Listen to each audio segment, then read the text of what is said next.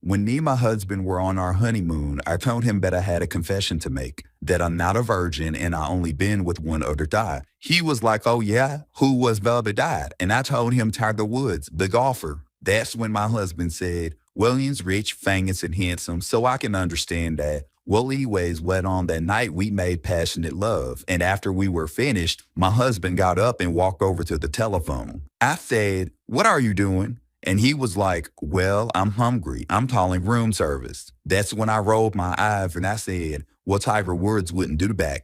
And my husband was like, oh, yeah, well, what would Tiger do? That's when I told him that Tiger Woods would come back to bed and make love to me again. That's when my husband dropped the phone and made love to me again. After we were finished, my husband got up and went back to the phone. I asked, what are you doing now? He said, I am still hungry, so I'm going to call room service and order some food. And again, I said, Tiger Woods wouldn't do that. My husband was like, oh yeah? Well, what would Tiger do? And that's when I said, well, Tiger Woods would come back to bed and make love to me one more time. My husband put the phone down, came back to bed, and made love to me a third time. After we were done, my husband was so exhausted, but he still got up and walked back over to the phone and started to dial the number. That's when I said, are you calling room service? He looked at me and then he said, no, I'm calling Tiger Woods to find out what's par for this fold.